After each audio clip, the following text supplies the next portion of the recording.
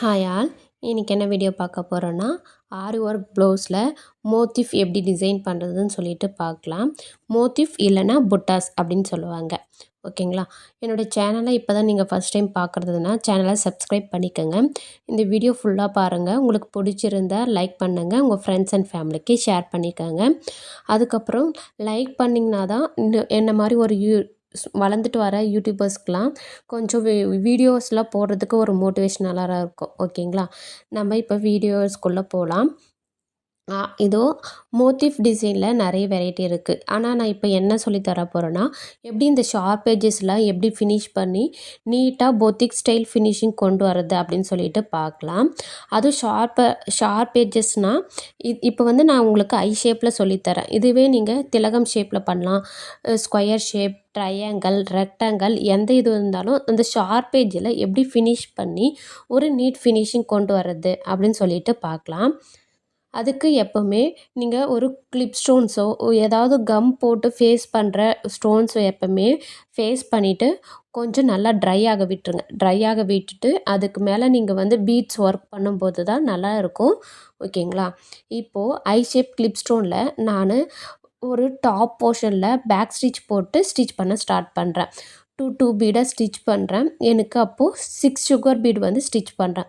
லாஸ்ட்டாக ஒரு sugar beat மட்டும் எக்ஸ்ட்ராவாக ஸ்டிச் பண்ணிவிட்டு பேக் போய்ட்டு பேக் நாட் போட்டுட்டு நார்மலாக ஸ்டிச் பண்ணுற மாதிரி ஸ்டிச் பண்ணிக்கிறேன். ஸ்டிச் பண்ணிவிட்டு டாப் போர்ஷனில் வந்து நான் ஒரு பேர்ல் பீட், ஒரு சுகர் பீட் வச்சு ஸ்டிச் பண்ணுறேன். கொஞ்சம் டிஃப்ரெண்ட்டாக இருக்கட்டுமே அப்படின்னு சொல்லிட்டு நான் வந்து இப்படி ஸ்டிச் பண்ணுறேன். நீங்கள் அந்த ஐ ஷேப்பு ஃபுல்லாமே சுகர் பீட் வச்சு ஸ்டிச் பண்ணிக்கலாம். அது வந்து நம்மளுடைய டிசைன் பொறுத்து. ஓகேங்களா? இதுவே இன்னும் கிராண்டாக கஸ்டமர் கேட்குறாங்கன்னா இந்த மோட்டிஃபே இன்னும் கிராண்டாகவும் கொண்டு போகலாம். நான் வந்து பட்ஜெட் ஃப்ரெண்ட்லியாக பண்ணி கொடுக்குறதுனால இந்த மோட்டிஃப் வந்து இதோட ஃபினிஷ் பண்ணிக்கிறேன். ஓகேங்களா? எப்போவும் நம்ம ஸ்டிச் பண்ணுறதுக்கு முன்னாடி ஒரு லாக் ஸ்டிச் போட்டுட்டு அதுக்கப்புறம் ஸ்டிச் வந்து ஸ்டார்ட் பண்ணுங்கள். இப்போ நான் சுகர் பீட் வந்து 6 ஸ்டிச் பண்ணிட்டேன்.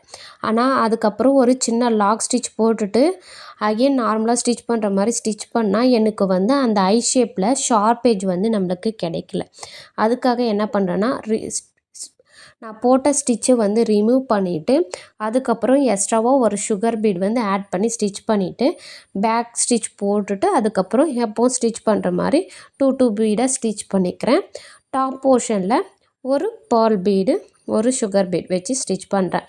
நீங்கள் எப்போவும் ஸ்டிச் பண்ணுற மாதிரி ஸ்டிச் பண்ணிவிட்டு அதுக்கப்புறம் நான் சொல்லி கொடுத்த மாதிரி ஒன்று ட்ரை பண்ணி பாருங்கள். ரெண்டுத்துக்கான டிஃப்ரெண்ட்டை வந்து உங்களுக்கே தெரியும்.